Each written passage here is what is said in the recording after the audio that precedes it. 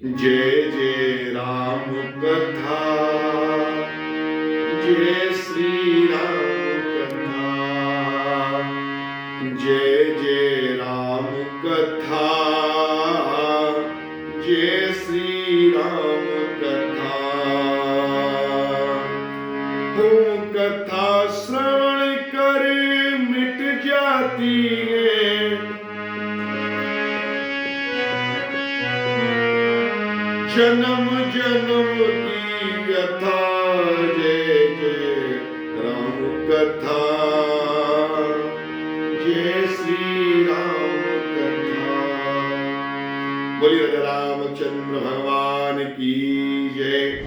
आप सभी लोग जानते ही हैं कि हमारी एक संस्था है श्री कौशल किशोर कृपा, भारत सरकार से रजिस्टर्ड ट्रस्ट भी है। उसके द्वारा वर्ष में 12 महीने तीर्थ यात्राओं का यात्रीजनों को कराया जाता है। तो मैं आपको एक बड़ी सच्ची घटना बतलाऊं। पिछले साल की विगत 2023 में जून माह में चारधाम यात्रा का आयोजन संस्था के द्वारा किया गया था। सैकड़ों यात्रीजन देश विदेश से आए थे और उस यात्रा का लाभ ले रहे थे। लेकिन मैं आपको सत्यता बतला रहा हूँ, 3 धाम बड़ी आसानी से हो गए, जबकि केदारनाथ धाम बड़ा कठिन है, बड़े प्रेम से हो गया। लेकिन जब सोचा कि बद्रीनाथ धाम तो बड़ा आसान है, बड़े भाव से हर साल जाते हैं, वैसे ही होकर आ जाते हैं। लेकिन एकादशी का वह दिन दोपहर के 3 बज रहे थे।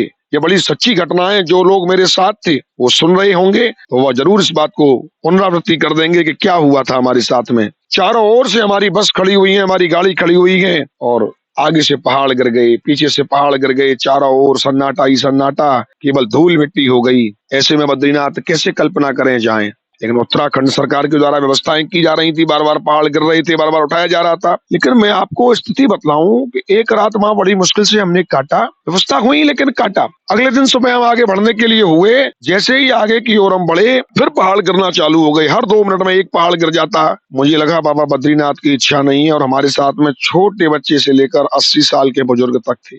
मैंने निर्णय किया कि इन 5-6 बसों को वापस घुमाओ। मेरी गाड़ी सबसे पहले मैंने आगे घुमाई, बाकी सारी बसें मेरे पीछे पीछे घूमी। आपको सच बता रहा हूँ, वो कल्पना, जिस बस में मैं जाता हूँ और कहता हूँ भैया ये यात्रा आज स्थगित की जाती है, बद्रीनाथ नहीं जाएंगे, बद्रीनाथ की इच्छा नहीं है, 3 धाम के बाद ब्रेक है, हम लौटेंगे, बस वाले दुखी हो जाएं। लेकिन मजबूरी थी, सब लौट रहे थे, भारी मन से लौट रहे थे। लेकिन मैं आपको बतलाऊं, मैं अंदर से खुशी नहीं था। कभी ऐसी अधूरी यात्रा नहीं की। उस दिन बद्रीनाथ की कृपा नहीं थी, क्या बात है। लेकिन मैं आपको जीवन का चमत्कार बतलाऊं, द्वादशी का दिन था वह। मैं मुड़ने को हुआ तो एक आदमी छतरी लेकर, क्योंकि बारिश हो रही थी, मेरे पीछे पीछे भाग रहा है, जिसको मैं जानता नहीं। कमजोर सा आदमी, बड़ा दीन गरीब सा आदमी मेरे पीछे पीछे भाग रहा है, बार बार मुझे रोकना चाह रहा है। मेरा हाथ ऐसे ऐसे हाथ पकड़ के खींच रहा है, इतनी ताकत से खींच रहा है मुझे, मैं कल्पना आपको बता नहीं सकता। मैं उसको देख नहीं रहा हूँ, मैं केवल अपने काम पर ध्यान दे रहा हूँ कि मुझे डर लग रहा है कि पहाड़ों का चारों तरफ। लेकिन जैसे ही महाराज मैं अपनी अंत की बस में गया और करके चला, तो उसने कस के मुझे खींचा और खींच करके कहा, क्यों नहीं जा रहे हो बद्रीनाथ? मैंने कहा कौन है भैया?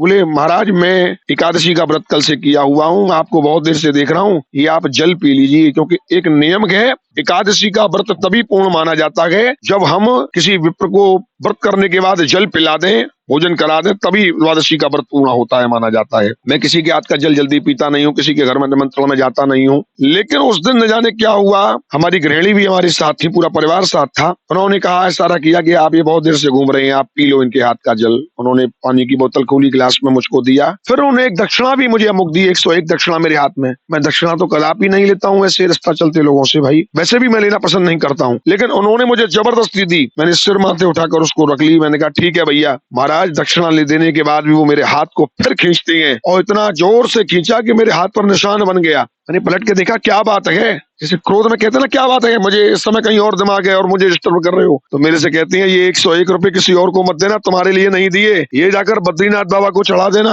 मैं उनसे कहता हूँ, मैं तो बद्रीनाथ जा ही नहीं रहा भाई। जब तक मैं उनसे कहूँ तो बोले रास्ता खुल चुका है, निकल जाओ, भाई दक्षिणा चढ़ा देना, ये तुमको ले जाएगी। जैसे ही महाराज वो हिस्सा मैंने सुना, बता नहीं सकता मैं आपको, मेरे रोमटे आज भी खड़े हो गए हैं उस शब्द को, उस घटना को। बद्रीनाथ पहुंचने के बाद में सैकड़ों लोगों ने दर्शन किए, लेकिन मैं 2 घंटे बाहर बैठकर केवल रोता रहा। हर बार कथा करके सुनाता हूँ, इस बार केवल रोता रहा बद्रीनाथ के आगे, केवल यही करता रहा कि देखो मेरे आगे नारायण आ गए और मुझे संदेश देकर चले गए। बद्रीनाथ यात्रा सुलभ करके वापस लौटे, मैं अकेला नहीं था, सैकड़ों लोग थे मेरे साथ में, वो सब वापस लौटे, सकुशल जो वचन दिया था ले जाने के समय वह पूर्ण किया और सबको हरिद्वार में संकल्प लेकर वृंदावन छोड़ा। लेकिन मेरे जीवन का वो क्षण, वो जून माह का वो क्षण, नारायण तो कभी भी आ सकते हैं, कोई पता नहीं, जैसे मौत एक दिन आनी है, एक बार आपके जीवन में नारायण जरूर आएंगे। विश्वास रखना, क्योंकि हमारी आस में ही विश्वास है और विश्वास में ही परमात्मा का वास है।